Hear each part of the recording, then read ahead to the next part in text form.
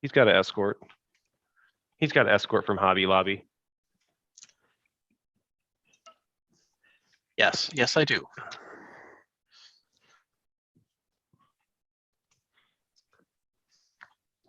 We are back, folks. Let's do the normal routine here. Get all set up. Thank everyone for joining you in fellowship this evening. Yes, everybody who is listening and joining us, welcome to the Power Stroke Fellowship, where we sit and talk trucks and hang out and keep it real. We're not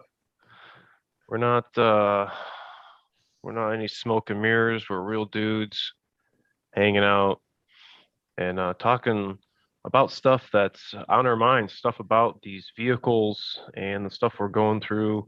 I want to thank you, FBM, Reelin, DS, CP's Garage. Welcome. So get back over here. Get this over here. We're going to be going deep into the murky waters today. Oh, Murky. Bring your boogie board because we riding waves. it's gonna get rocky. Do you see the message that came out for an 11 to 14 6.7s today? I did. I came out. I thought, was that today or was it yesterday? Today, there is exhaust noise. Just for odor. 11 through 14? Yes. Come on. That's like the same message that they had before, talking about the different studs. Yep. I mean, at least I think it is, because the studs haven't changed. They've always been the big ones in the back. For the rear, the two, both of them in the rear cylinders. Fred, buddy, what is up? Thank you for your email, man. I really appreciate that. Appreciate you, looking out, keeping it real. I totally agree with you. We're going to talk about that tonight. It's unfortunate because we'll get into that. That's going to be a good topic. Welcome everybody. Thanks for joining us again. I've already started off. We have some things we're going to talk about. It has been brought to my attention, excuse me, about tailgate thefts, and I guess I should have put tail lights in there. What? Why? What? Huh? What? They're expensive. They are. I did my OCR today. Cool, Vince. I'm glad I'm assuming it worked well for you. We got one of our followers, our subscribers, Vince, over here in the comments. He was able to get OCR turned on, and it looks like he was successful today. So I did my OCR today, A-Rod. Kind of see what percent did you get it down to? Okay, so wait, when you do an OCR, I noticed when I do mine, it never stops on its own. It just keeps going. Is that normal? What do you mean? So you do operator command regen and it starts burning. But while it's burning, it doesn't say how much is left or how much it needs to do more or anything. Well, don't you have the DPF percentage pulled up while it's doing this? I am, but it doesn't, once it starts doing it, it doesn't say anything about how much percentage is left. It just starts going, it revs up and everything, starts burning. And I've never had it stop. And it could go on for 20 minutes. And then when I turn it off, it'll be at 0. You guys ever seen this right here? What the hell is this? It's a death truck. A death truck? It's a death truck. It says, "We keep you running, stay full, death." What are the odds that He's like a refueling plane. He just pulls up next to you. What is it? Who's the manufacturer? It's called Stay Full, 833 Stay Full, and they come to you and make sure you're full of death. Man, are you a representative for these guys or something? You trying to plug them into my show, man? You guys are talking about, OCR and stuff, and I'm like, what the hell is this right next to me while they're talking about that? What are the odds? What are the odds So am I let's supposed to see see. a percentage gauge when I'm doing this? Because I don't Well, see yeah. a Remember percent- we turned on your DPF percentage, so I you should have that. have the. I have Okay. that, but when I start the regen, that is not present. When I'm doing operator command regen, that that readout, that percentage readout on mine. Maybe you can ask the subscriber. I can't think of his name right now. He was, I don't know if he's in the comment section right now when he's the guy who just did his regen. But no, I've never seen, I see the percentage when it's full and then it lets me do it. But when it's doing it, it doesn't show me any percentage. And then it just keeps going. It never really stops on its own. Is it supposed to stop on its own? 999. Juice baby. Appreciate you. Did killer work today, Austin Bros. I appreciate you. We were man, getting in a groove today, I tell you. I like when we can work like that. This guy's just asking about OCR and forescan. I need to get a forescan video going. I literally get asked about forescan. I don't know, at least once a day. At least once a day about doing different things, you know, and I had just spoke to a gentleman today, or had maybe commented, you know, you guys are always asking about you know, my DPF and, you know, it getting full. I think his complaint or his query was it when I do a regen, it only goes down to 20%. Well, if you have forescan, I understand that you're driving the vehicle, you know, on the freeway and doing, you know, everything, you know, like you should be. But if you have forescan, in my mind, there should be no reason why you're not doing, I don't want to say weekly, let's just say monthly, a monthly static regen. I had just walked a customer through on the phone, actually doing it for his because he was kind of doing the same thing, had some drivability issues. I think his was a 2018. He was in Texas and maybe had, I think, 54, 45, I don't know, around that kind of mileage, and was trying to get on the right track and get his DPF down to zero, because what happens, or what I see happen in the scenario, more so with the cab chassis trucks, where these guys will be driving and, you know, they don't have OCR turned on, don't know what that is. They're driving, you know, working, and, you know, are not cognitive, knowing Trips are that, short. yeah, it's about to be at 90% and this thing's going to want to be in a regen, and then shut it off. And then the vehicle's going to get cooled down enough to where it has to start this whole heating process back up to be in the parameters to start regen, or be passive regen or active, whatever. Check out a video that we did talking about that. There's a lot of great information clarifying the two differences between what this is and what this is, and then what happens when you do a manual regen. That's what forescan can do, and you can clean that puppy out.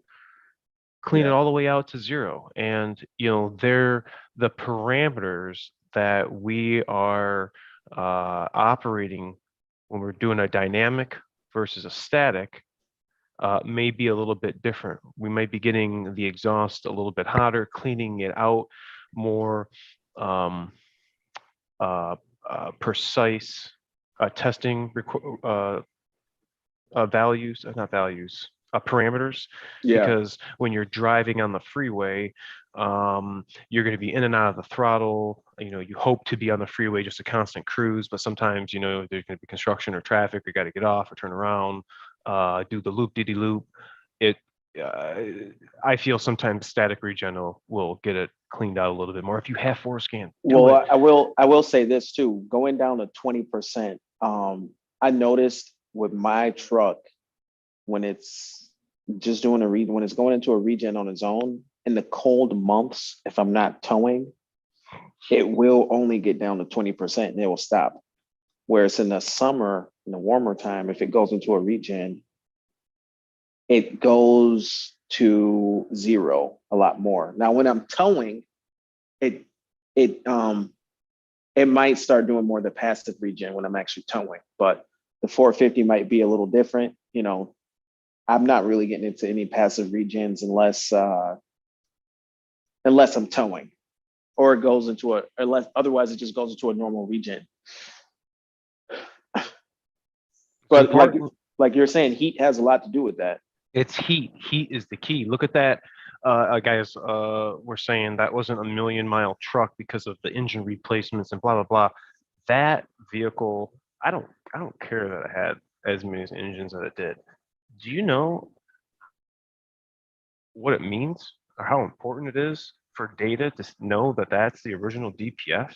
The fact that that vehicle's been driven in the manner that it has consistently on the freeway, towing, heat, that thing does not want to be cold.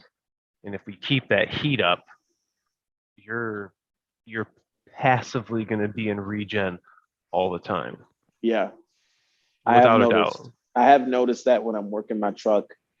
When I'm working my truck hard, towing my dump trailer, if it gets loaded, that's when, instead of it just going up, the DPF backflow number, instead of it just rising, it starts doing like a passive regen. So it does, does have to do with towing and working and stuff like that, I guess. Yeah, Fred is asking a good question here. Where do you find the spreadsheets? The spreadsheets you can find, just type it into Google, type 2020, 2017, 18 Ford Superduty 4Scan spreadsheets, and it'll populate. You go to a forum, and a bunch of guys, I believe Epic Cowlick, he continuously updates that page with different info. Great tool. I really need to. I keep procrastinating. I really need to get a video talking about how to do what you need, because a lot of these, I'm not going to be talking in a demeaning way, but a lot of these older gentlemen are looking at all these numbers and are like, WTF, I am not messing with.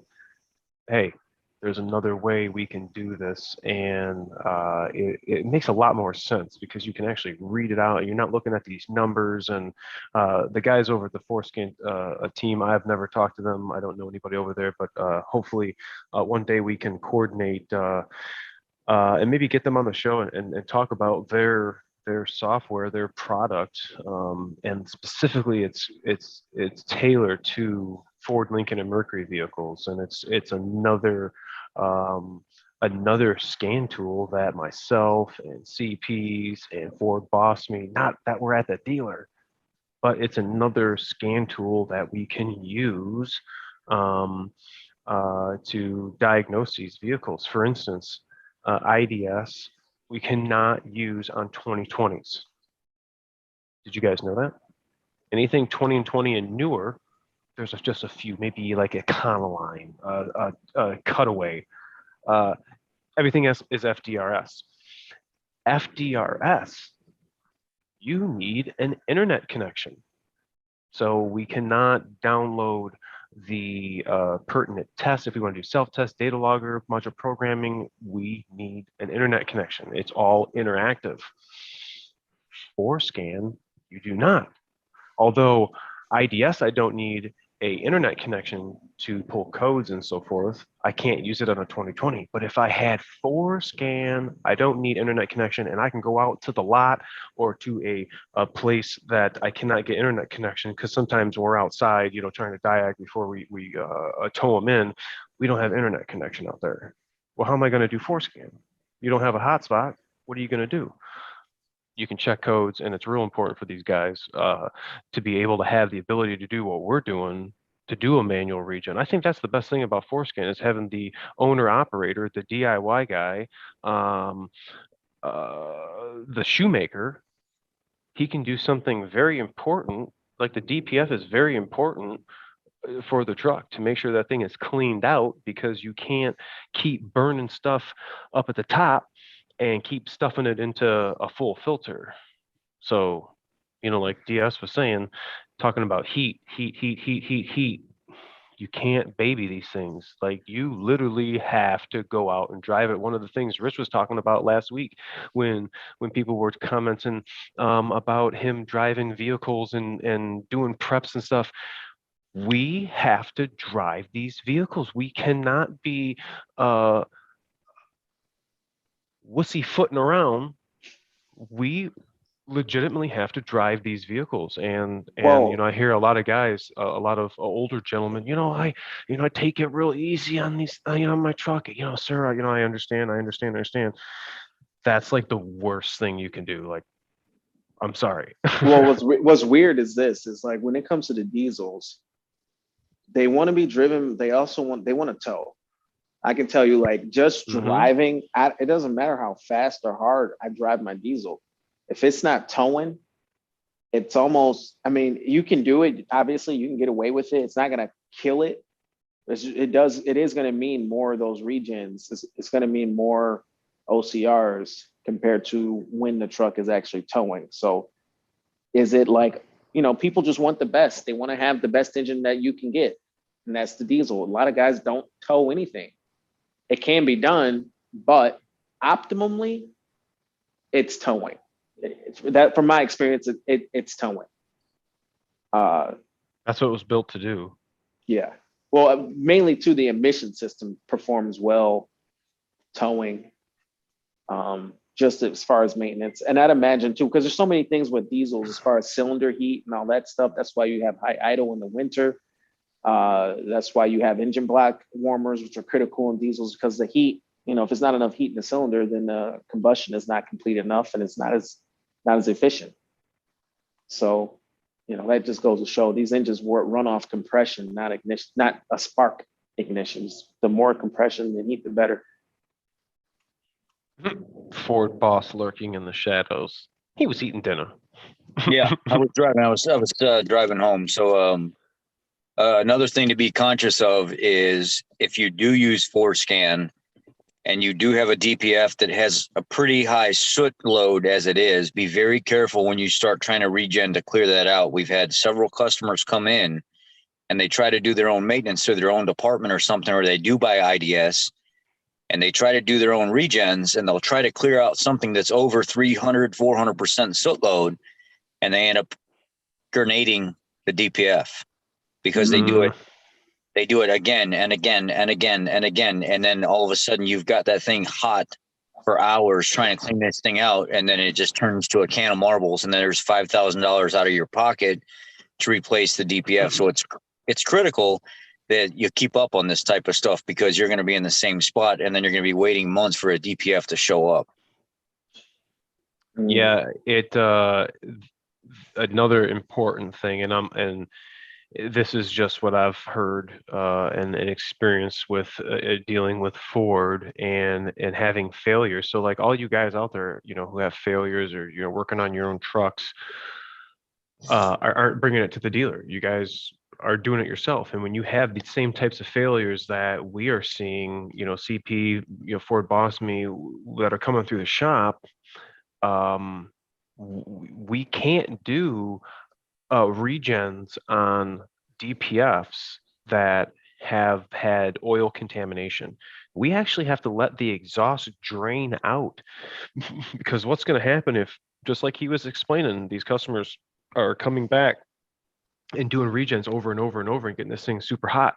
What do you think is going to happen when you do that to a DPF that has a bunch of oil in it? It is gonna, yeah, you're gonna be totally donezo, and it is you're gonna have to replace the DPF. So that's a big ticket to be mindful of as well. Even though you have the ability to clean it, hold on, what did we have just go through this exhaust? If it's going to be, contaminants of some sort, you're either one going to have to replace it, or two, do what we've had to do in the past and, unfortunately stand it upside down, on its end, let you come back with the pan, you got 1.5 quarts, 2 quarts of oil dumped out of this exhaust. What do you think is going to happen when you start taking it up to 1,000 degrees? It's going to be chooching like literally a freight train. Now, is that Um, from a component failure, like turbo failure, where like Yeah, oil like if gets- the turbo, yep, yep, yep. but that's not your quart of oil every No, no, no, 3,000. no, no, no, no, no, no. Yeah, this is, That's not going to be liquid oil anyway. That's going to be more already processed once it. We have one right now. We have one at the shop right now. The CCV went. oh, and, yeah, that's right. And we ended up getting the That updated thing's CCV, jacked. and it was 10 quarts low on oil, and they weren't keeping up with anything. And they were driving it like that, and ended up having a lower, some kind of rod knock. The turbo was blowing. Man, The turbo seals were out. All the oil got in the DPF, so the DPF is gone. So Mm. we went with the customer's hurts my heart. recommendation of replacing the CCV first, and it was a F450 19. What was it? I tell you, it's like 18 or 19 model. Yeah, it didn't have that many miles on it though. No, So it was. it had a rod knock. Yeah, it was a motor's gone. It needs a Yeah. motor, Oh, it needs a man. turbo, it needs a DPF. Everything It needs to was be messed replaced. up. It's trashed, and it's getting covered under warranty because the CCV failure. And there's like a provision that they found through CCV failure, if it's driven hard enough and bad enough and it's not caught because of the CCV failure, it was able to all be passed through warranty and was 100% covered. Wow. And that's what Do you think, like in that situation, yeah, it's covered, but I mean, how long did they not check the oil? You know, it had to have been a long time. You know, it was somebody was Yeah, neglecting that. They weren't keeping up on that at all. Yep. And most of them are cab chassis trucks I see. So Zeekster here, he just asked a good question. On OCR, can you regen at any soot level? Okay. So what I'm going to tell you from what I've seen, it doesn't give you explicit instructions. It just gives you an outline of what to expect. If you have an Alumaduty in your cab chassis, I have been in an ambulance where it has been at 55% and it has prompted me, do you want a clean filter, yes or no? There's an instance. I have also been in 11 through 16s pickup trucks where it only did it when it reached 100%. The And ambulance only- is going to be different because it's a emergency vehicle. So Yep. two different applications. So We're having mine- a new I one guess- right now. Mine's We at got a- 100%. We got a DPF on an ambulance right now because the DPF ended up failing, and it was the same programming. I think, like Cody says, a little bit different. It's I've noticed that on my Ansel FD 700, which is specifically tailored for mainly Ford vehicles, I can go out. A customer actually requested. He said, "Hey, I think my I need a static regen done. Do you think you can do that while it's there? And I'll just pay you the half hour, whatever it is, to just run it through and just try to get it a little cleaner." And I've actually went out there when it's, at 70-80% and hook up the FD 700 just for a quick, pull through. check out. Yep. And just drop it 40% or something like that with 20-25 minutes, and it's already down to 30% or 25%. And the customer says, I just like doing this general maintenance every once in a while. I don't want it to get loaded up, and I just like to, every couple times I come in there for service or something, see if you guys would do this for me. Mm-hmm. Yeah. That's if a customer came in and requested that, I wouldn't tell him no. Right. That would be a great thing to do. I mean, Yeah. absolutely. And I can't talk down to the customer for wanting to be proactive. I mean, this guy knows what he's talking about. He's trying to stay up on that. I think that's really important. The DPS are not cheap. No. I mean, come on. I had a landscaping company come in with a F550, and they would stop the regens all the time because they would go from job site to job site to job site, and they would never shut the truck off. And the guys would sit in the truck and they run with a big crew, and they would shift out, lunchtime and stuff with the AC on and everything else, and just let it sit there and idle with the music on and probably having a good time, and probably didn't want to hear the loud noise of the motor and stuff while it was regenning. So they would stop it all the time. And by the time it got to me, they had an intake. No, what's that charge pipe sensor that's up right in the charge pipe? It's the 2-wire sensor that's up there. It's got the little bulb on it. The charger cooler temp sensor. Right. So somebody was in there doing something and they didn't put the fan shroud back completely. And when I got the vehicle, I noticed it was at 460% soot load. And I told them right off the bat, I was like, look, it looks like somebody's been doing some work on this. It looks like there might be a little bit of oil coming out of the turbo. I can see a little bit of oil residue around the exhaust. So you probably have a turbo leak as well. Mm-hmm. What I'm going to have to do is I really need to pull this exhaust down and assess how much oil is actually in this thing. And not only that, there's been some work done. Do you still want me to attempt to run the regen on this thing, even though there's other work that has to be done? And they didn't want to pay for the additional inspection. They said, look, just try to regen it and clear it out. Well, I ran one regen and it went down to 380%. And then I said, look, it's going to take me forever. And this is all time that you're going to have to pay. Every time I go through one of these, it's like an hour to an hour and a half. Every time I got to do this. And they said, look, just keep doing it and let's see if we can get it cleared out. I recommended against it. And in the middle of the second regen, because of the poor work that was done by their maintenance department or whatever they were doing, it sucked the wires in for that temp sensor and sheared the wires in two. So there was another hour of repairing wires and tracking down what was going on to find out that nobody put the wire back where it belonged along the radiator shroud.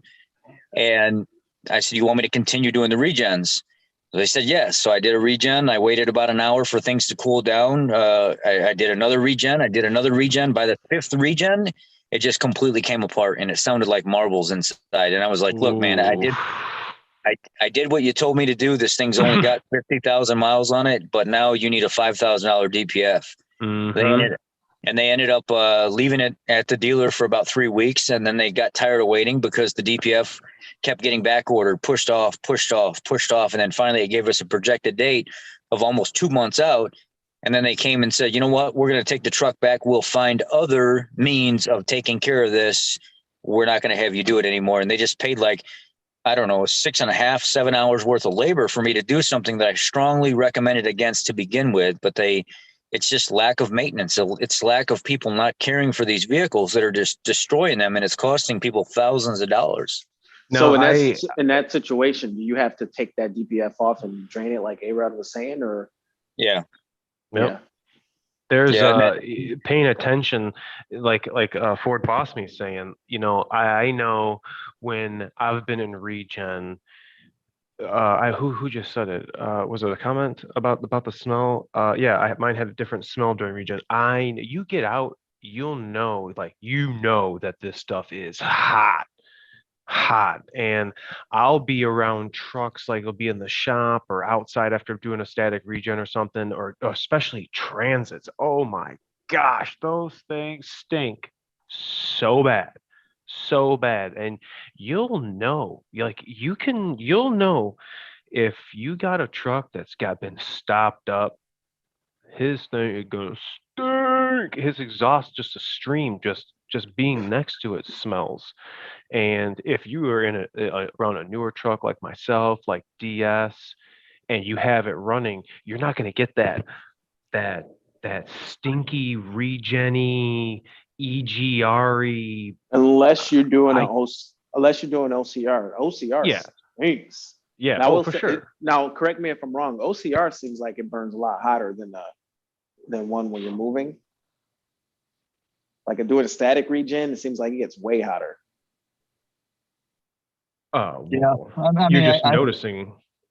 I can see how it would. I can see how it would seem like that because everything's concentrated right there around the truck when you're static. So you're getting that heat off the DPF, the smell off the DPF. Right. Unless you're actually in the data logger or you're in the DPF, like the regen section, monitoring all your sensors, it really does kind of get into the same temperature area. It's just you're not noticing it, you're not smelling it. Well, not only that, it gets down to zero. If you do an OCR, it goes to zero, and then it'll be at zero for a minute. Versus the other one, it might go to zero, and then it might, if you keep driving, it might get to 5. Yeah, it might go to 10. If you do an OCR, for the times where I've done an OCR and then continue to drive, it got so hot that it would just stay at 0 and be at 0 for the rest of the day. Using Until, force scan, I can get down to 0. now I don't know, but at the same time, I don't know if I meant like the true 0 or just the range that you can see on that screen. True Okay. zero is only monitored by the PID, so you have to pull Yeah, up the PID so- and data logger. I'm only able Jonathan to Sherwood. see. I'm sorry, Jonathan Sherwood brings up a good thing here in the comments. He says, we're actually in the process of updating our PM checklists. I'm trying to get Regen put on the list so our fleet trucks, that way the Regen gets done at least every oil change. That is super, super important. If you're a fleet guy, you get it. And part of managing that stuff, other than oil changes and filters and so on and so forth, is Regen, DPF health, DPF filter health, and we actually are dealing with that with a couple of municipalities, our local municipality and the neighboring city municipality. I got their fire department, their rescues on a regiment where they all have OCR turned on. I gave them all the procedures that I want them to do at least once a week, because all these ambulances are operated within city limits. They're not going on the freeway. They're jetting 55, 60 miles an hour for 3 or 4 miles to the stop, and then they're stopped, just idling, and then they go back to station and they're going to go back to sleep. The truck's going back to sleep. And then this process is repeated over and over, and that's not good for the DPF. And I was explaining to them that, and now they're on a plan where, one of the dudes who are going to be on culinary arts for the night, his job is going to be booking it out for a half hour and getting that thing hot. I told him heat is what keeps this stuff not moving around, but keeps it hot enough to be in that passive regen state so we can get that filter clean. And you may not need force scan. You may not need to do OCR, but having that filter percentage on the IC, I think is key. That's like the number one thing I turn on all the time, whether you're coming in for an oil leak, oil change. If I'm hooking up IDS to do any programming or update the PCM and I'm, waiting, going through the instrument cluster, oh shoot, he don't have OCR turned on. Let me hook him up. Go print out the customer notification sheet, put that boy in his sun visor so he knows what's this. Hold on, come back here. I've had a couple of guys bring their truck back because they're like, hey, something's wrong with there's some filter. What is this? And just being educated, letting these guys know. And I think Jonathan brought up a good point talking about getting that on this PM list. That's like, dude. When that's you do a huge. manually regen, you guys should also go in and do the resets for the DPF. That's Yeah. a big one too. Yep. What's the That's a big one. resets for the DPF? There's there's service resets that you need to do after all that. It resets everything back to 0. Mm-hmm. Hmm. Let's see here. Fred says 6.4 is worse during regen. Ugh. Yuck. They became flamethrowers in the beginning. If you think about some of the 6.7s, like They the did. ambulances, if you're say the DPF starts to get somewhat plugged up, and say your soot load starts climbing up there. With that being said, you also have to take into consideration reduced exhaust flow as well. What happens whenever you start plugging things up and you're trying to move things along, and like just say a cat or something plugs up, and people are like, do you have a plugged cat? Is that why you have reduced performance? Is that why you can't move as much? Is that why your shit's glowing or whatever? I see more failure rate on exhaust manifolds on ambulances than I do anything else, just for the simple fact of how much is going on there, and people just they can't keep up with it.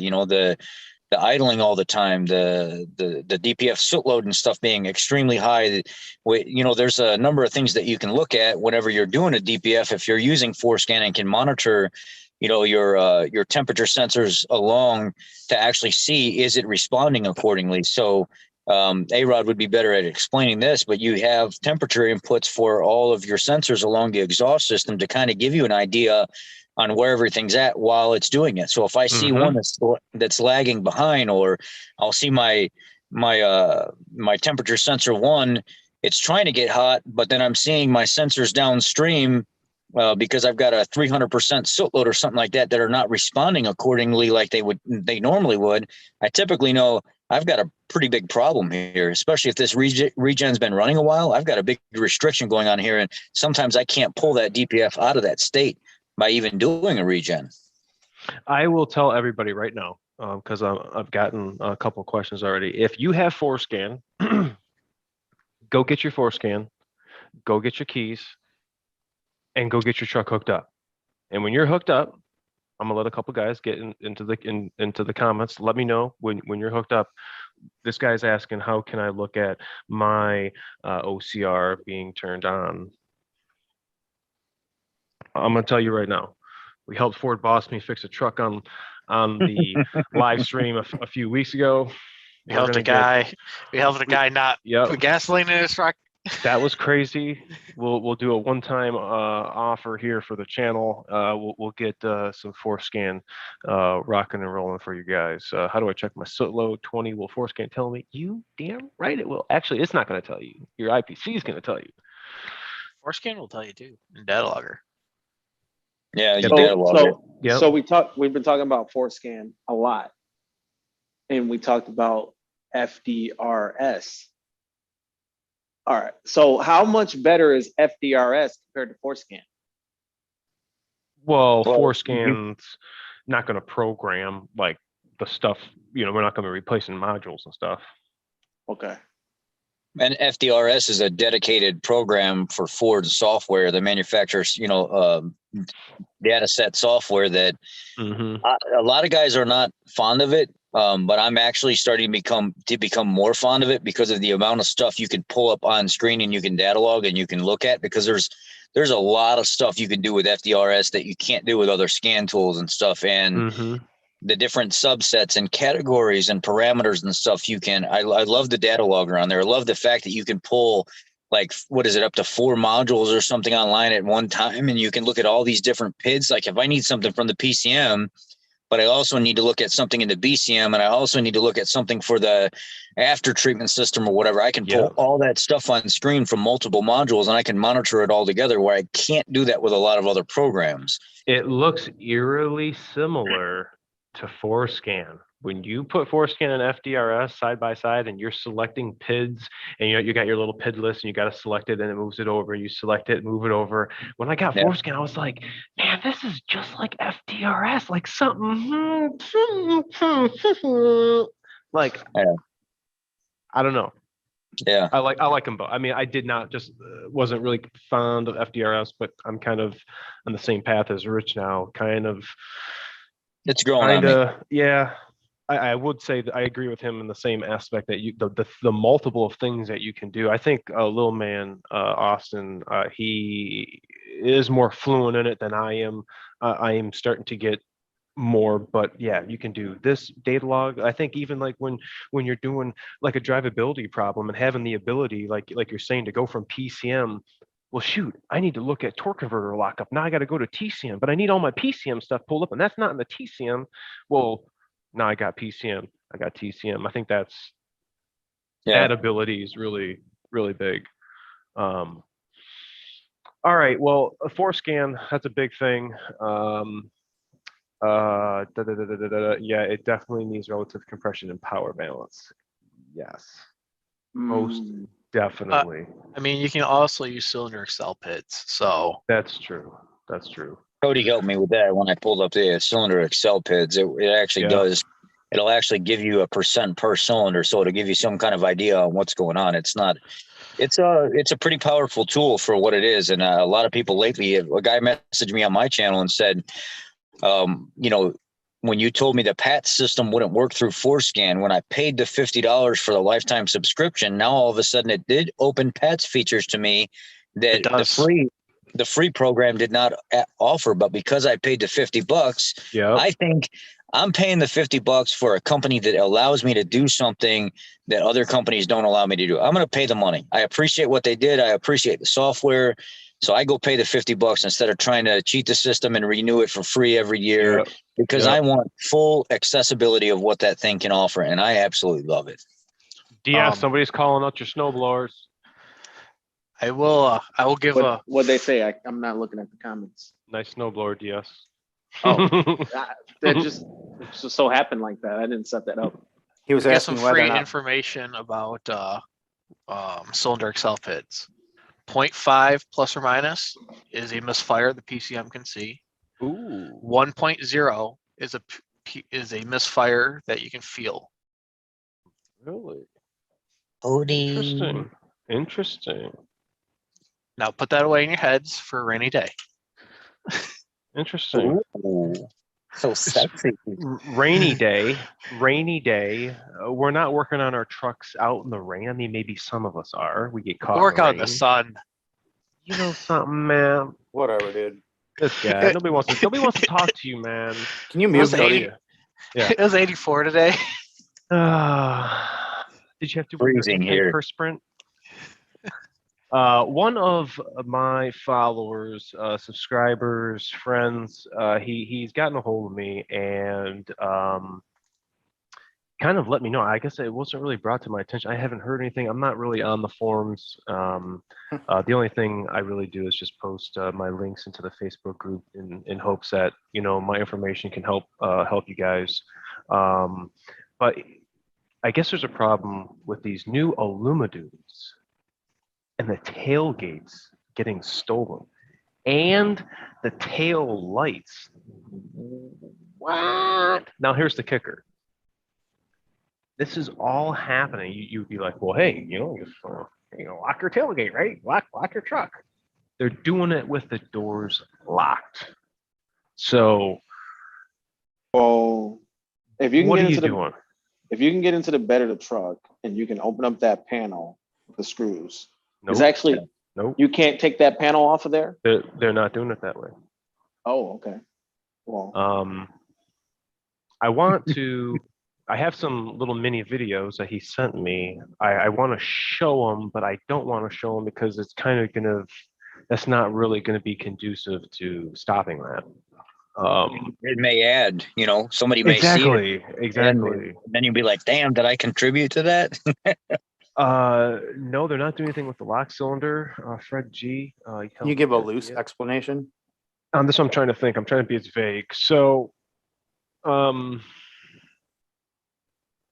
if you had a locking tonneau cover, and I'm not saying the Velcro ones because you could pop those up. I'm talking about ones that snap down, not snap down, but latch down and maybe are flush with the bed. Maybe not even mine. Oh yeah, Ian. How do I activate static regen? Give me 1 sec. I don't want to say too much. Just say it. You're not going to have a problem if you can't get into the tailgate. But if you have an open bed, there are some accessible points from inside the bed that is unfortunately going to allow you to lower the tailgate. And if you can lower the tailgate, you can take the taillights out, and hasta mañana, you are SOL. And we all know how much these LED taillights are. I know there are some trickeries. I'm not taking credit for it. There was a gentleman a few years, 5-6 years ago, maybe. He had a YouTube video maybe on it, and it was talking about getting one of the worm clamps and putting that on your tailgate so somebody actually can take your tailgate and not have that tool, walking up to it and just, walking away and not having to fumble underneath the truck and take the worm clamp with their tool. And, a thief doesn't want to mess with it. Well, talking about a hose clamp. maybe some of them. Correct. But now if people are popping the tailgate open, they're going to be able to take your taillights. And I mean, what's stopping them from taking your tailgate too? They're a cowboy crusher trying to be vague. Story of my life. Ain't you got some crushing to do, man? Put your tailgate kill switch on there. Hey, if they get your tailgate, at least they won't get your whole truck. True that. You know Cowboy what I mean? crushing. A tailgate can be replaced. You guys got to check his channel out. If you guys, I've seen multiple Super Duties get crushed, although it's sometimes hard to watch. He's crushing some Super Duties, folding them up like pancakes. It was kind of funny. Worm clamp? You mean hose clamp? Let me go back to Ian really quick. He was the only dude that came back where he's at, got the laptop hooked up. Ian, right there. How do I active static regen? Is it under service functions on the left tab? Yes. So if you go down to that service function, you should see right at the top, it should say, I think it should just say static regen. I don't think it's going to give you an ability to do the dynamic one with ForeScan. And then you click on that, go down to the bottom left, hit the little play button, and it's going to say, is the exhaust clear? Give you a couple of prompts.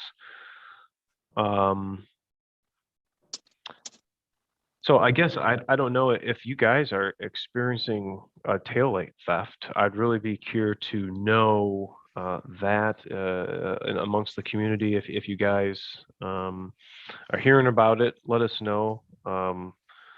I'd love to talk about that further because we're saving super duties one at a time with the kill switch, but the tailgates and tail lights, man, I'm gonna have a problem doing that one. Maybe we can coordinate something together. Tamper-proof screws. But that's about it for the taillights. Or people just start being normal and get back to a regular society. We don't need to be stealing stuff off of people's trucks. There's no need for that. Third topic that's really important, especially with these cold temperatures. Right now, what are we at? 30 degrees. I'm not taught. We're Xing out CPs. He has absolutely no bearing on any information we're about to talk about. We are constantly affected by batteries, and not only is this providing electrical power for our starter that is going to start the engine, but all of our modules. You guys, in these trucks, Ford Boss Me, CP, how many modules do we have in these trucks? In any given vehicle, like what do we got? 30 modules, 40 modules? It's unbelievable. Way too many. And all of these modules are precisely ran electronic computers, and they need to have precise electrical signals. And some modules are putting out 5 volts. Some sensors only run on 5 volts, and we need to have all that stuff work in conjunction for module communication. And we were talking about this earlier.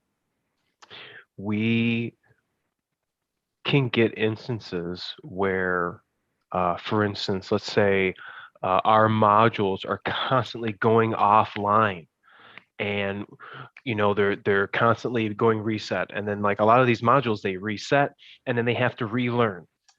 You got to drive the vehicle, and it stores all that information, and the vehicle experience gets better as it learns, and then it resets, and this process is over and over and over. And the whole reasoning this is happening is because we're having poor electrical voltage to these modules. You may be driving around, no big deal, but in all actuality, you have a bad cell in one of your batteries, and it's really messing up some of the voltage readings to some of the modules. It may not be all the modules, but it's affecting the whole vehicle. And all these new trucks with this gateway module, if you guys pay attention, not on the 11 through 16s, but I think 17 is what started that. Correct me if I'm wrong. Go look at your OBD connector. Ian, you're out in your truck right now. Thank you so much. That was way easier than I thought. See, right there, we got it. Another successful hookup. Look at your OBD connector. That is a big sucker. It is probably no BS, the size of my mouse. Like here's my finger, here's the mouse. I mean, it is tall, and you plug your OBD connector into here. It's no more just a little plastic trapezoid and a bunch of wires on the backside. This is a module that is allowing communications to happen simultaneously between HS CAN and MS CAN We call those gateways. We call those are I guess gateways to both networks. There's two gateways. Some of them are the IPC, and aren't some of them also the body control module as well in Mhm. some vehicles? So Sometimes. depending on what vehicle application you have, a lot of the inner vehicle dynamics have to take place on these networks that use electrical signals. And how can we justify replacement of a component that was basically caused by poor battery? Something so simple. Battery health needs to be checked. It's something that it should be in your winter checklist. We're going to go over that here in an upcoming video that I just filmed, talking just about that and what that means for these cold weather guys. And I mean, do you want to be stranded in 12-degree weather with a block of ice under your hood? Because that's not going to work. I mean, Simple, basic maintenance, but yet at the same time can cause such a serious problem. Ford mhm, even has specific detailed messages on what me and A-Rod and Cody and everybody can see that are in the field, where it'll ask you, is your radio jammed up? Are you malfunctioning through the radio? Is your Ford Pass app acting up? Is the TCU setting all kinds of codes and U codes and mhm. stuff like that? And a lot of it will come back to the gateway module, and it'll say, if you're seeing all this stuff and all these codes are being set, clear out the gate or clear out the codes and reset the BMS. Well, that BMS is specifically tailored to monitoring the batteries of that vehicle. So already right there, it's telling you there's obviously some kind of issue with what it's seeing with battery voltage and modules being able to respond and be on the same wavelength of communicating with each other. And a lot of people, I'm not saying brand new Super Duties, but a lot of guys, they have to work, they have to make money. So sometimes they get lax when they're paying attention to maintenance and stuff like that. And I'll see 14, 15, 16, 17 model Super Duties that come in. They're gorgeous trucks, they're work trucks, they take really good care of them, but they forget about some of the most basic maintenance. And I have batteries that are failing in these trucks that they're using every single day. And it's like, I hate to do this to you, but you don't have any more warranty coverage.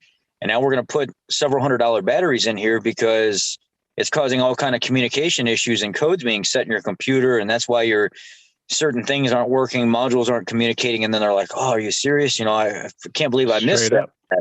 up. Straight up. What does battery maintenance consist of? Are you talking about the BMS? No, I'm saying you're saying, battery maintenance. What do you do to maintain your battery? Well, it's being conscious of the age of the battery, Mhm. how often you're leaving the vehicle on but without it running to keep the battery state of charge up. And Yeah. if you're Now I've heard that if you discharge the battery all the way, that's bad for the battery. to an extent, yeah, you're right, it is, because you're going to have to, every single time that happens and you're jump starting it, you're running 200 amps through it, you're doing this, you're trying to run, and guys are starting their vehicles with low batteries. For one, it's not good for the motor. Wow, wow, wow, wow, wow, wow, wow. I hear them out there doing it all the time, and I'm like, what are you doing? Well, what's going on with that truck? Why are you, one of the lube techs trying to get it started and bring it in or something like that? I'm like, are those batteries really that dead? That vehicle is only 4 years old. And then I go out and I look at them and they're trash. There's corrosion all over them. Nobody's been cleaning them. Nobody's been making sure the maintenance and stuff is kept up on them. And they would have been fine if they would have kept the health of the battery overall, not just, keeping it charged, but also keeping it clean. I see a lot of trucks that come in and they're just trashed, covered in dirt and mud and corrosion and parasitic drain, or a static discharge. I'll see between one side of the battery and the other where it's just covered in acid, where nobody's been wiping it down and stuff. And as it sits overnight, it statically sits there and discharges. You can actually take a meter and test for the amount of voltage that's being dissipated out of the top of the battery just by a basic check. Ground your black wire to ground, and then take your positive lead and actually start touching across the battery. And you'll see sometimes it's losing 2 volts or 3 volts or something like that. And you're like, damn, if I do that every single night and I'm never cleaning my batteries, I'm never keeping my maintenance up, how often am I letting it sit overnight over and over and over again without keeping up on this stuff? And then all of a sudden, 2 years later, my batteries are trashed and I'm asking questions why. It's because maintenance, preventative maintenance is key for everything. I think another one that maybe a lot of guys either forget or it got thrown away or their batteries got so nasty at one point that it like just disintegrated. And I remember they've been doing it since back in the 6-liter days, and I can't remember seeing 7.3s come in, but I've 100% sure remember seeing 6.0s coming in. The battery blankets. The batteries, my truck has it. DS trucks has it. I've seen new Super Duties have it. There's a little battery blanket that goes around the battery that sits in it. I have an upcoming video that I just made showing the part number for that. And it may be something you guys want to add if your truck does not. That's that we Add don't an want. electric one. Pardon me. Add an electric one. Oh, that way that is absolutely. That's what I had those on my truck when I was in Michigan.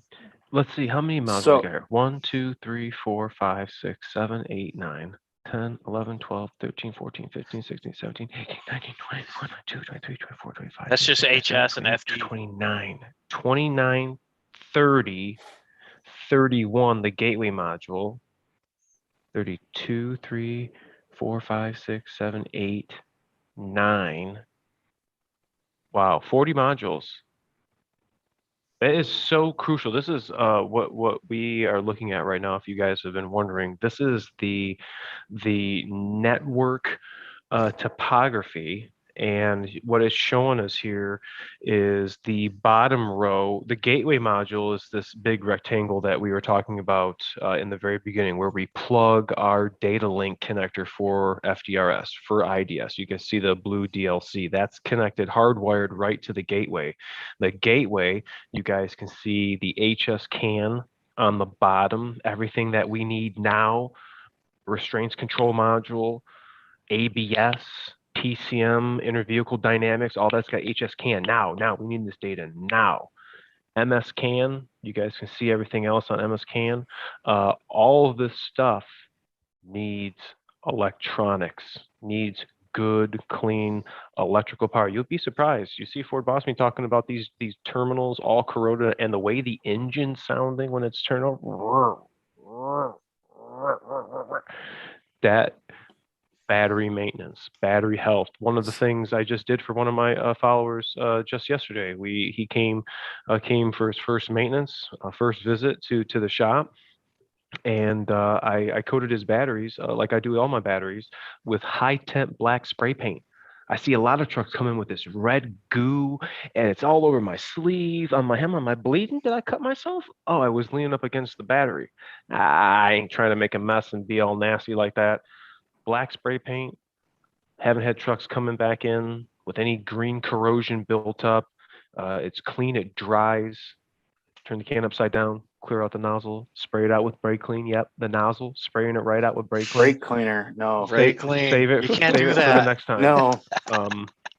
It's a regiment that I've gotten into. It's worked well on my truck. yeah. I'm telling you.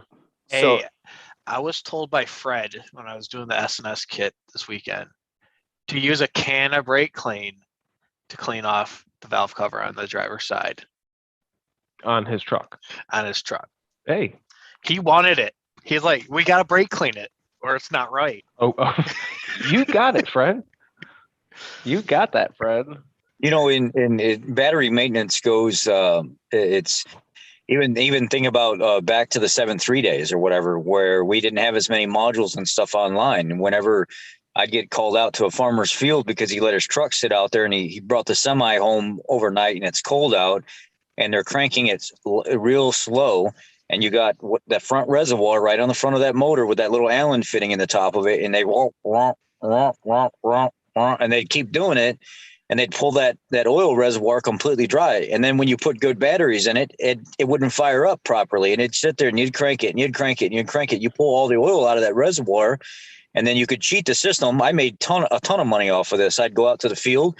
I'd pull the Allen out right away. I'd pre-fill it with oil. I'd put good batteries in it, and the truck would fire right up. There's so many like there's so many like, what would you call it? Faults you can put yourself in by just having bad, low charged, bad state of health batteries. And it was even before modules that issues could be present as well. And that's one of the number one things that people overlook on maintenance when they come into the dealership all the time is they just neglect battery health in general. I don't know if you guys knew some of the things that we have to do when replacing a battery. Reeland's got a 21 trimmer. It's going to happen. Mine, going to happen. DS's power boost, going to happen. When we replace a battery, as funny as it may seem, yeah, I'm just replacing my battery. I no big deal. You actually have to use the scan tool, IDS or FDRS, to do a battery monitor system reset.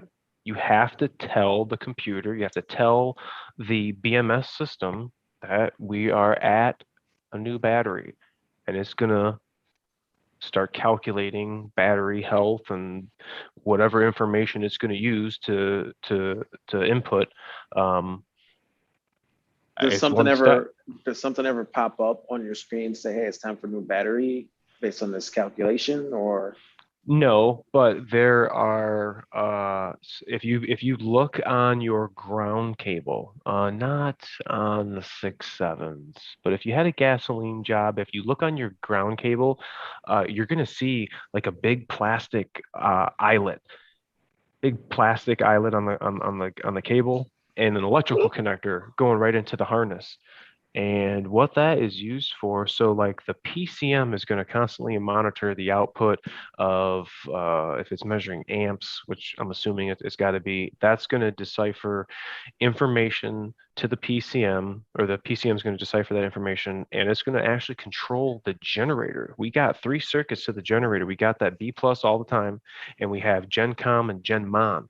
And it's actually going to use these 2 circuits and what it's reading from the BMS to determine, okay, we have HVAC on, this is auto start stop, the engine just shut off, so now I got to monitor the voltage and what this battery is outputting, because now if my auto start is off, or is active, the engine is off, I got kids in the back seat, I got something powered up, that I'm having a higher electrical load or whatever, it's hot out, the AC's on, that voltage spike drop, boom. That's how the PCM is that's some of the information that the PCM would look at to control alternator output and so forth. Because you'll see Ford has a really good. I went over this. There was a fleet guy that was telling me he was in some kind of argument with me because he'd been in the field for 35 years and in the maintenance field and all this other stuff. And I was like, look, man. Let me print the schematic out for you. Let me show you what the stuff that BMS looks at so many different things on board. It is unreal. There's a vehicle came in today, brand new, 10,000 miles on it. And it already had an issue with the auto start stop not working, and it would automatically put itself in emergency park brake mode. Whenever you would shift the vehicle to park, it would automatically lock the park brake without even inputting anything. Now, there's no message out there from Ford yet to get a hold of what's going on with these vehicles, and there's only a few technicians that have actually fixed it this way. When I went into the system, I had to reset the calibration for the ABS module because it needed to relearn the yaw. It needed to relearn the steering angle. It needed to relearn the longitudinal sensors. And you have to go through the ABS module to reset that in order to bring the regular mode back online to stop the vehicle from thinking that it's possibly uphill just a little bit. So I'm thinking to myself, okay, I got that cleared out. Everything's good now, but the auto start stop still would not work. It would not work until I went back into the computer and I reset the BMS to bring it back online to allow the auto start stop to function properly. So that will be an SSM that's coming out for malfunctioning auto start stops. And it would be in Ford's best interest to allow some kind of SSM or provision to say, look, you know, in an instant like this, you're going to have to go reset the BMS and you're going to have to go in and recalibrate the ABS module, as well as when you do that, it can take the ABS wake up performance offline, and then you need to rerun a ABS bleed procedure without actually bleeding it to make all the valves actuate and then wake up the ABS as well. So there's several things online here that can go offline when just one of these things malfunction. Wait a second. When you put the car in park, it puts itself in parking. It puts the parking brake on. Yeah. My wife's truck has done that. My Power Boost. Yep. I'm like, who put it in park? Who put parking brake on? And I'm like, It'll do it even if you're on a different angle. Like if it Yeah. notices like he'll do it in my driveway. it does it in my driveway. If you're in A-Rod's driveway, he's got that incline.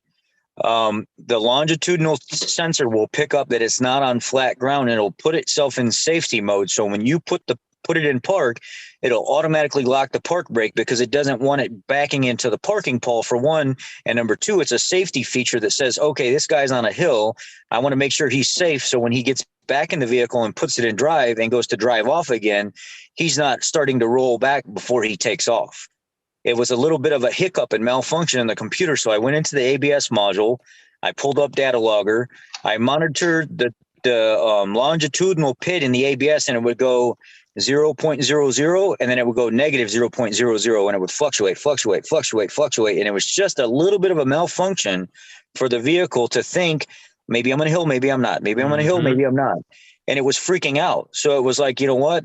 I'm just going to go ahead and put the park brake on every time this person puts it in park, because I don't know where I'm at. So I'm just going to assume that I'm on a hill because of this little small minute hiccup.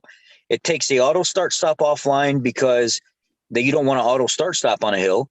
And it puts the parking brake on as soon as you go into park brake or into park, because it's trying to provide that safety so you're not rolling back when you go to put it in drive and take off. That's pretty crazy, man. You just educated me. I had no idea why the truck was even putting itself in park. So there's a message on the PTS Ford boards where a technician talked about this and said reconfiguring the ABS module to bring it back online. It's not reconfiguring. That might have been a typo on his part. I actually had to find this out on my own. You have to go into calibration. And once you go into calibration and relearn the vehicle from a static level position, it resets all that and stops that park brake thing unless you're on a hill. And then when you're done with that, you're going to have to go through, because the ABS is going to say improper wake up procedure because of how you calibrated it.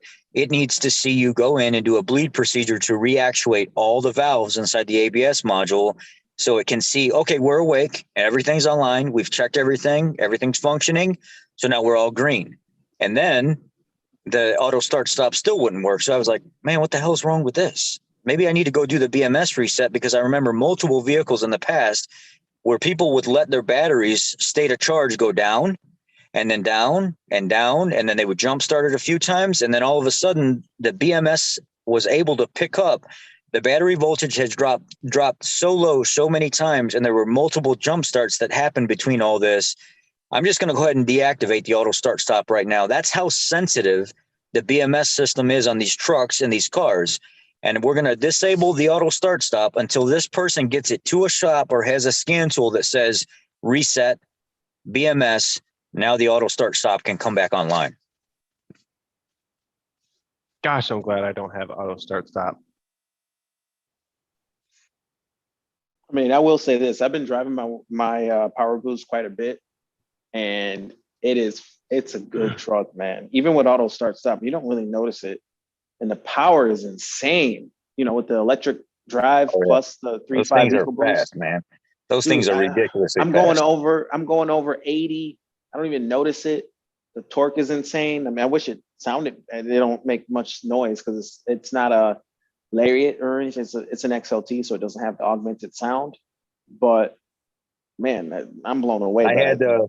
I had the first Power Boost come in today with the Max Tow package. I thought you would appreciate this, and it had the 21S25 recall on it to make sure you check.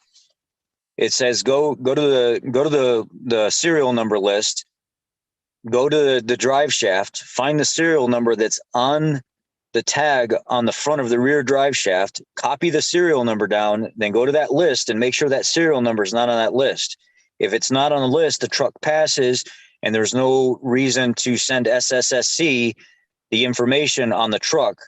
Let the customer have their vehicle back. But if the serial number is on the list, you have to take a drive angle finder and you have to put it in 2 strategic spots on the rear drive shaft, and you have to measure the angle of the drive shaft. And then you got to take a not a micrometer. What's the other name? Is it a Dial veneer indicator? cap? No, it's the jaw that opens up. Oh, yeah. Vernier caliper?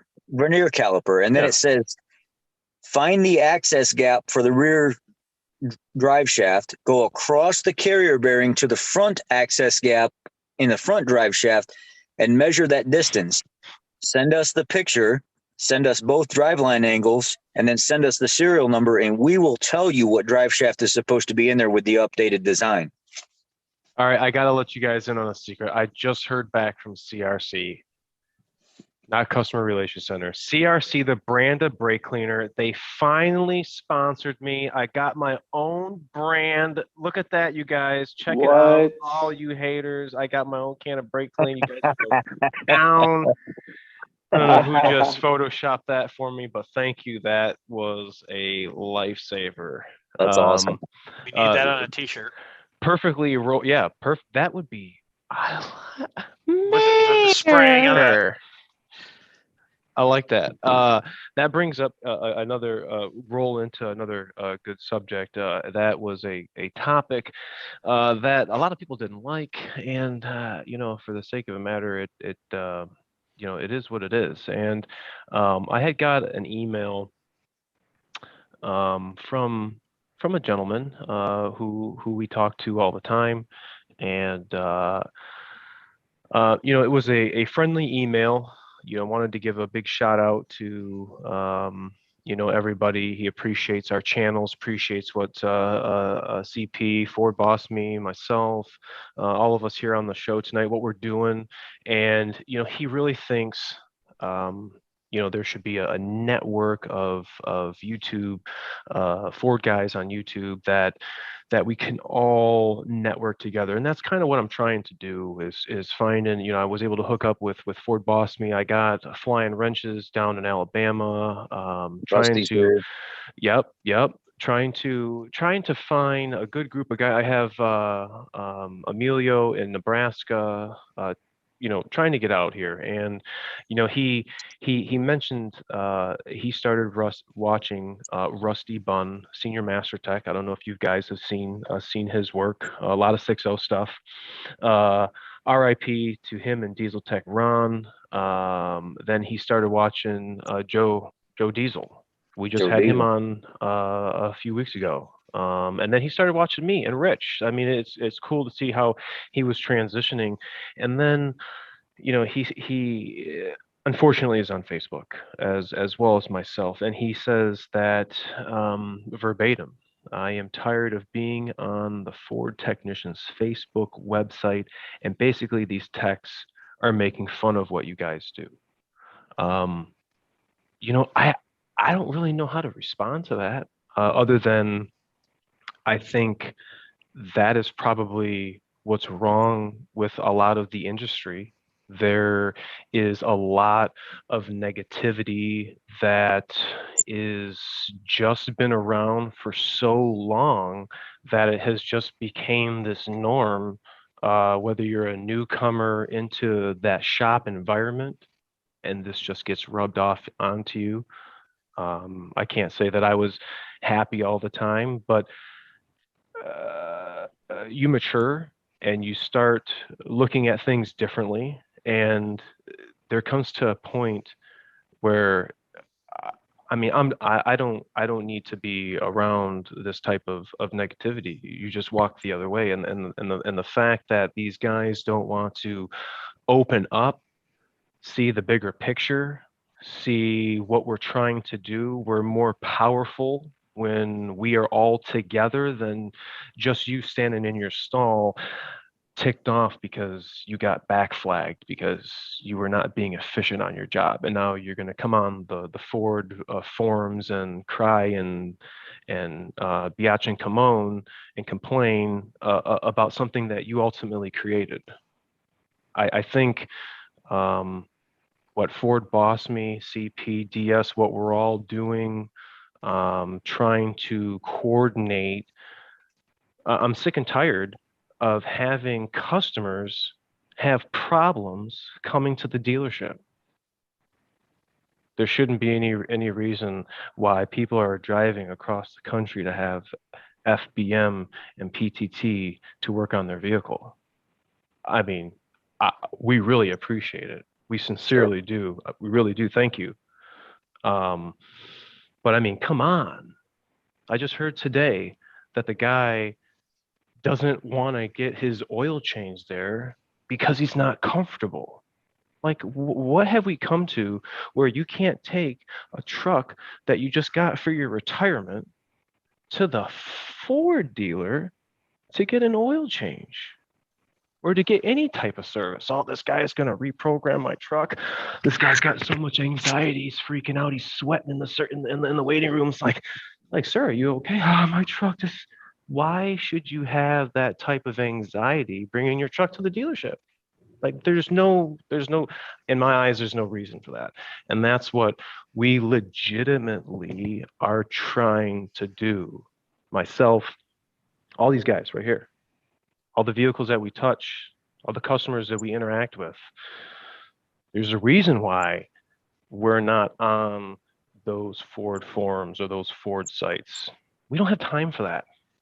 We're doing stuff. We're making moves.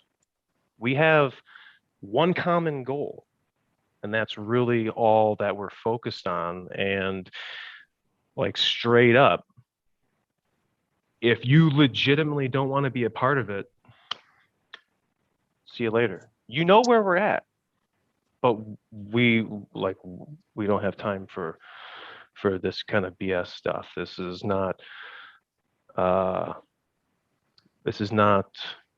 part of the agenda. I'm just not going to entertain it. And I think that a lot of the guys in the industry that are on the same page feel the same way. It's just ridiculous.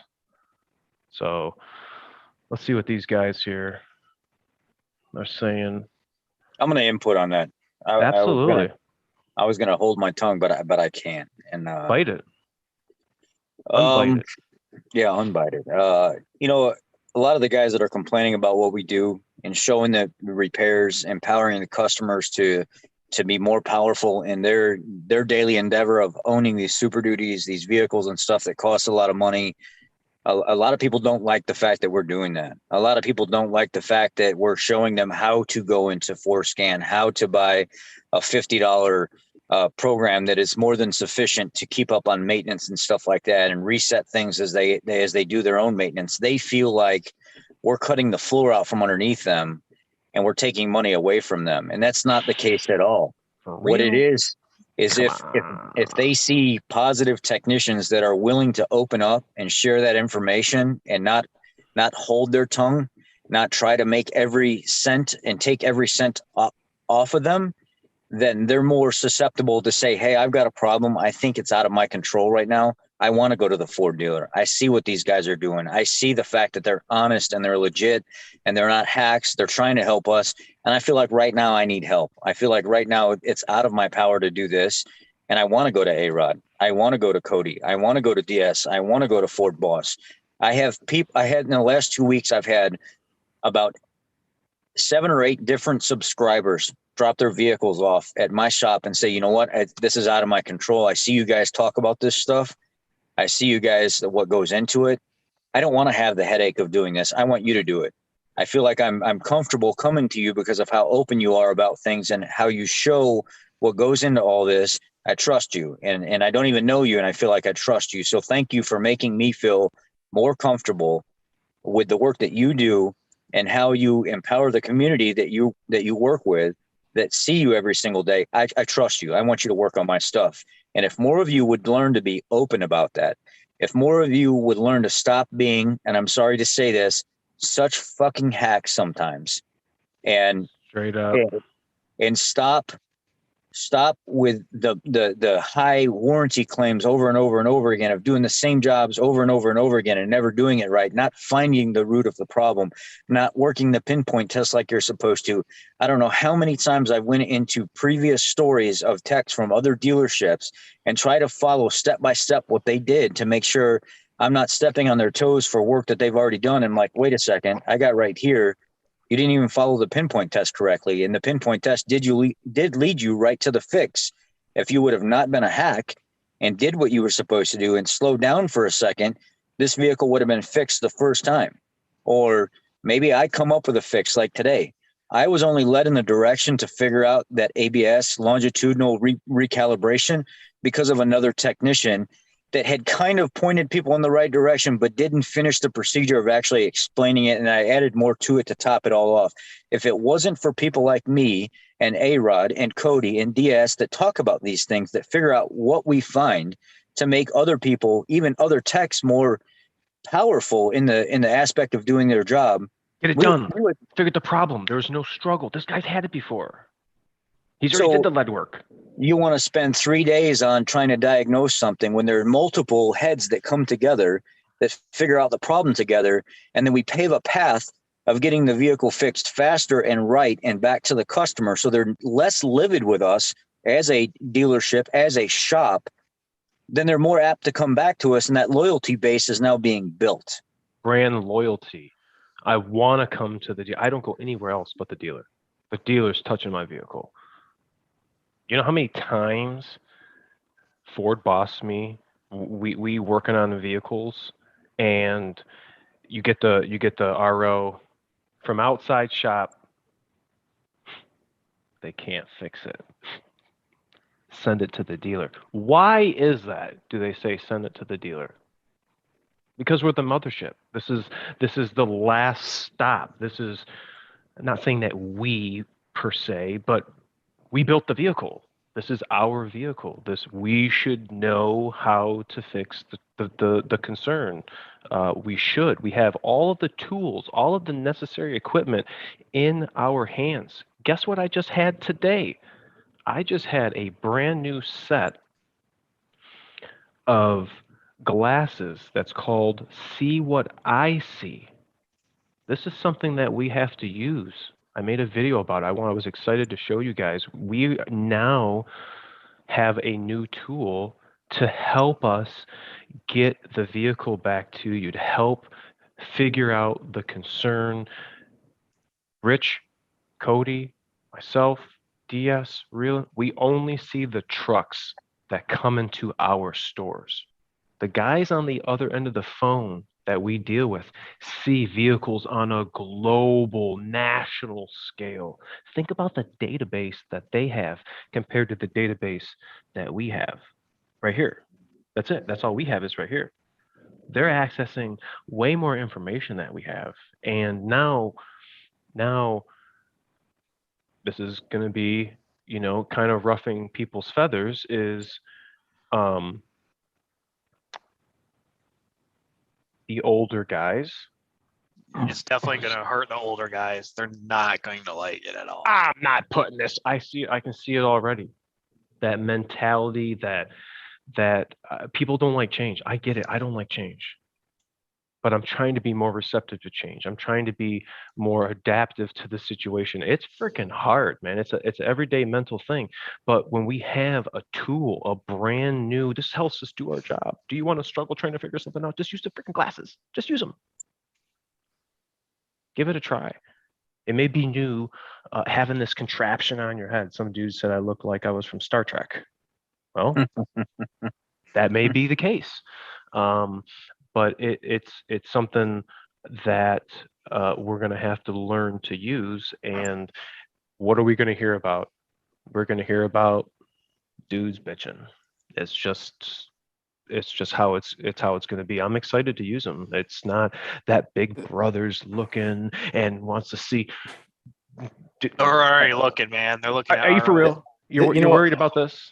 It's Era, do you fix know the what it is vehicle. though? Those older guys, and it's not like knocking older guys that do that, but a lot of them don't want, like, they didn't grow up with the technology. Okay, I'll give it They, that. they I'll give don't it that. want to try to adapt to stuff. You see it everywhere, not just as a mechanic. It's across the board. But I then got they develop a really bad attitude towards their job. It shows.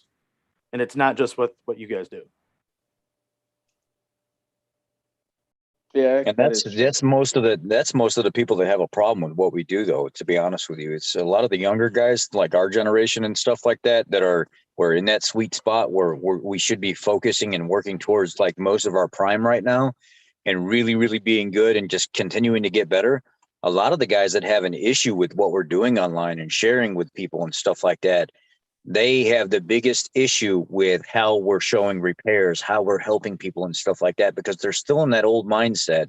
If you're helping them fix something, then you're taking money out of my pocket. But yet, statistically, since I've been doing this, I've seen an increase in money going into my pocket and a decrease in customers being dissatisfied because of their mentality. It's that old school mentality and that thinking that hasn't changed yet. So a lot of what Reland said was spot on. They don't want change. They don't want to see, they didn't grow up in an era where things like this happen. And now all of a sudden it's happening and they're not okay with it.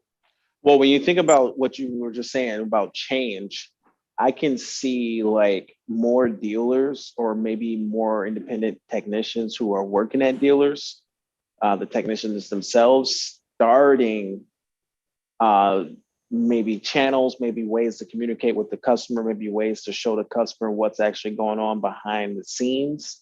Because what you guys are doing is making the customer way more comfortable. Because you've got a little bit of personality there. You're showing what you're doing. You're showing your skill level.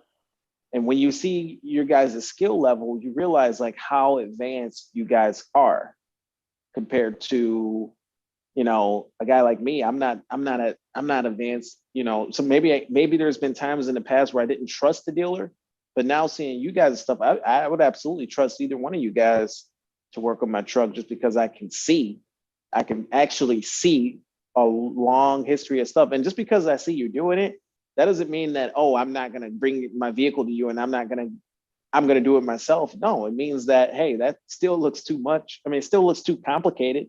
I'm going to take it in still. And this is actually where I want to go. So like you were saying, it brings a lot more money in than people would realize. And there are dealers out there that, like A-Rod showing this camera right now, that there are dealers out there that have camera systems set up over. All dealers will have them. Yeah. No choice. No choice. We were talking earlier today about just the regular camera systems in our dealer in general. Some dealers already are so advanced with their camera systems outside of this unit that you wear to contact for, like help and stuff like that. There are dealers already out there that have cameras literally above every single stall inside the dealership. And there's TVs in the waiting rooms where the customers can literally watch their vehicles be worked on for peace of mind. Wow, no kidding. For peace of mind, especially one local dealer that has it all over Quick Lane, so the customers can watch their vehicles when it comes in the stall, when it's being lifted up, as the oil's dropped, is a filter being put on. They can see all the stuff going on. So some of that change as well really makes a lot of the people that have been in the field for a long time very, very uncomfortable, because they've never been used to that. Well, things are changing, and that can also save you too, because say somebody comes in here and they stripped out a drain plug and they want to say you did it. Well, now I don't know if a camera's going to be able to look under there and see you, any of that, but certain things can be caught where things are being blamed on the shop, and it's not really, or the technician is not really the technician's fault. Yeah, you can look at multiple facets here. It's not only to protect the dealership and the technician, but it's also the customers, their peace of mind, watching their vehicle. Okay, I can see the oil's being drained. I can see the filters being put on. I can see he put the drain plug back in. He didn't crank the living hell out of it. I can see, maybe they can't see every little piece of what's being done, but they can see the vehicle being worked on. And I've had several people after I've worked on their vehicle and showed the electronic repair, and after they've been at the dealer 7 times, and then they show up to me and I spend a couple hours with the vehicle and I find the problem, I find a connector somewhere else down this entire harness was partially broken. One of the pins wasn't making proper connection. And I found it with just in a few hours where it's been to 7 other dealers and nobody's been able to find it. But I have the peace of mind to get to the bottom of it because my mind works different than somebody else. They, there was a little old lady. She was like 70 some years old or whatever, 78, 79 years old. She came back into the dealership and she brought me a bag of like donuts, and I shouldn't be eating donuts, but I ate the hell out of them.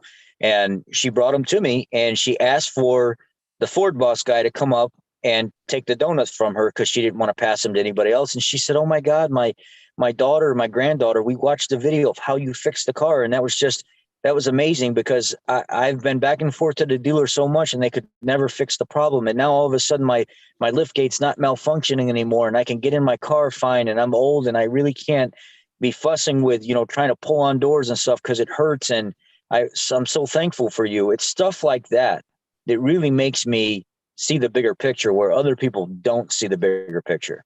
There's much more to this than what the closed-minded people want to see. What we're doing right now is absolutely the right thing to do, and customers absolutely love it, and it's not going to stop. We're going to keep doing it. It's you having that mindset. We're not taking food from your dinner table. We're not taking money out of your pocket.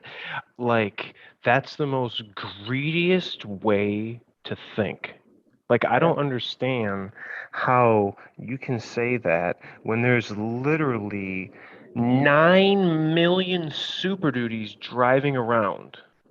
Like, do you really think for 1 second that the material that we put out with all of our hearts is Well, going you to gotta- be taking money away from you because now everybody is not going to come see you to get their truck fixed? Like, are you serious? Well, you got to realize too, this is Facebook, that people have those kind of like negative thing. It happens a lot on Facebook and all the different groups and all that. That's why I ain't in them groups. That's just how the Facebook kind of goes, man. And it's not just Facebook, because in the dealer life, it's the same way. When you get the guys have been there 30, 40 years, they're like, yeah, no, I'm not giving you any information. Yeah, that's Yeah. Let me ask you guys this though. From a tech standpoint, would you rather have a customer that comes in that is uneducated on their truck or car, or that has some education on what they're dealing with? Because that's what you guys are doing. Yeah. You're educating the customer. I mean, do you want an educated customer? I'd I would rather have love- an educated one. That's I what would love for them to see what goes into it. Like I have a truck. I showed A-Rod earlier. I have a truck in my stall right now for cam phasers, and the guy didn't want anybody else to work on it. And once he's seen me talk about it, and he's seen me go over the 21N08, N03, 21B10, what goes into it, how it's going to get done, the guy was like, "This is who I want to work on my vehicle. I want this guy that has educated me and at least took the time to explain things to me. I want him working on my vehicle because I feel comfortable with being explained exactly what's going on with my truck. I'm going there." And he dropped the truck off. Now I'm tearing it apart. Well, think about this. You can create a video pretty quickly, pretty easily with minimum equipment. I mean, maybe a phone, maybe you could use editing software right on the phone, whatever. Right. But what if like the major things that are going on with these vehicles that you see day in and day out, it's in the shop, it's on a tablet, the customers, this is something they're coming in all the time for. What if there was already a video generated of everything that, I mean, it's the whole process. Maybe it's a car that was done before. You don't have to redo it every time, but it's already generated. You can hand the customer a tablet and say, "Hey, this is what your car needs." Right. 2 minutes, it shows everything. I mean, it's watered down to be in just 2 minutes, and it shows everything the customer needs. He's the technician going to be working on your car. It could eliminate so many communication gaps where maybe a customer doesn't understand or whatever. I do that with my lawn mowing and landscape business. And whenever I do a quote, I go and make a video on my phone. I go, "Hey, we're going to trim this. We're going to grade this. We're going to do whatever." All that stuff's on the video. And then it goes into the contract. And the link, all my stuff's electronic. All my contracts have video links that are communicating the job, because that's the only way I mean, it's way faster that way instead of typing Smart. everything out. Yeah, I mean, I wonder if something like that could be integrated into like the dealer setting. I mean, I think a lot of dealers are scared of stuff like that because I think for some reason liability issues. Now, I'm not saying that I see a liability. I'm saying they would see or try to think of a way that, like, what liabilities would this pull us into? And I don't see that, but I think that that's kind of like where they would go with that. That's why a lot of people in my dealer in the beginning, they were a little nervous about like all the videoing and stuff that I was doing on the stuff I was sharing with people and stuff. And I said, no, wait, stop what you're doing. I've been doing this for years. Stop what you're, let me show you how positive this can be. Let me show you how the customer base can come in. And I'm not saying I changed the dealership. I'm not. No. Up until recently, a person would come in from time to time, but as my channel grows and my name gets out there and I'm on here with A-Rod. It's a huge impact. Yes, it's increasing. It's bringing business into the dealer. People see my reviews. One guy put me on the Maverick truck forum the other day, and all of a sudden my subscriber base started going up. But at the same time, people in the local area that passed by the dealership all the time had no idea we were even there because they never even go down that road. And there were several guys that were like, dude, this guy just did a 17-minute video on getting on his back, looking underneath, talking about crest and bearings, the coolant, the interior, and how all this stuff works, and then went and test drove it. We've never seen anybody do a review on a vehicle like that where they went that in depth. It was not sugar coated. There was nothing. I talked about the little noises I was hearing. I didn't bash the product. I was surprised by the product. And they were like, look, I'm going to come in there and I'm going to talk to one of your salesmen because I'm interested in actually looking at a new Maverick. Maybe I can reference you or something like that. That's what this is about. It's about people feeling comfortable with the people that they're dealing with. And now just a 17-minute video on a truck forum now that I'm one of the leading, I'm the only technician on the page right now that's actually talking about anything to do with the Maverick, because I want people to know about their vehicle. I want them to know what goes into it. A-Rod did a video on the process of what happens when we receive your truck, what happens before you get the truck. People love that stuff. They love to see what goes on with their vehicle from the time it's dropped off to the time they pick up, they receive delivery, and they don't get enough of that. And when they get that, they feel empowered, they feel comfortable, they want to come to you. First point of contact. I believe that's important for me, whether I'm bringing a client in from the internet or I've met them, outside of work personally. Point of contact is the number one, whether it's, that first interaction through the new car showroom, the service department, quick lane, the body shop, even, because all dealerships, we all have our body shops, whether it's on property or annexed. Point of contact is very, very big. That one person is gonna set first impression stick, is going to rub that person either the right way or the wrong way on whether or not they're gonna come back. So, one of the top things for me is sense of urgency. I do realize that, our lot is full and you can see our board completely full. But I need to convey to the customer that their job is important. There needs to be a sense of urgency, or at least let them know we're going to get a preliminary, in the next 24, 40 hours, or whatever the case is. And a lot of times, Ford Boss Me see people, we're waiting on parts or something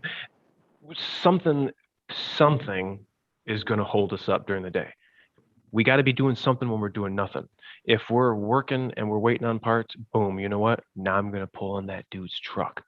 I'm going to get that preliminary. I'm going to pull the code. I'm going to see if I can figure out the coolant leak. The biggest thing that we're fighting right now is parts. If I can get the preliminary going, find out if we can get parts, if it's early enough in the morning try to prioritize, hey, can I get that part coming and I'm going to have it late in the afternoon so I can put that part on tomorrow morning. So that frees up my afternoon. That truck's going to be sitting out in the yard. I can be working on something else. Hey, we'll call that guy. End of the day, tell him we found the part. We figured out the problem. We're going to get the part put on tomorrow. Oh my God, are you serious? You told me it was going to be 2 weeks. This is just how it happens. We got you, man. This is just how it happens. It's all too often that scenarios happen like that, and it's just the perfect storm. If we got the part, we had the right tools. I'm talking about diagnostics and pinpoint tests and IDS and the Napa know-how. It's what makes us get that truck done. It what makes us complete that and ensure to the customer when that customer leaves, Rich and I, CP, we know if that customer's coming back or not. I'm gonna tell you right now, we know he's paying us. We're taking his money, we're shaking his hand, and I know 100 that dude's coming back. That's what it's about. That's why we're here. That's how we're here. We didn't just manifest this from nothing. It's everybody realizing that what we have going on. You want to deal with BS? No. Neither do we. Walk away. Sticks and stones may break your bones, but words may never hurt me. Hey, that's fine. We'll go through the last of these comments real quick, and then we're going to wrap it up because we got to get this thing rendered. See, Mr. Vince, Hot Shot Secrets, Black Diamond. A gentleman asked me about the PAO oil that reminded me of DS trucks. I actually sent a guy to ask you about your input on that Hot Shots PAO. I have not used it. I like it. It's good. It's a little bit expensive, but it's from the oil analysis, it's good oil. It's got I think it had a lot of like phosphorus or something in it. I don't know.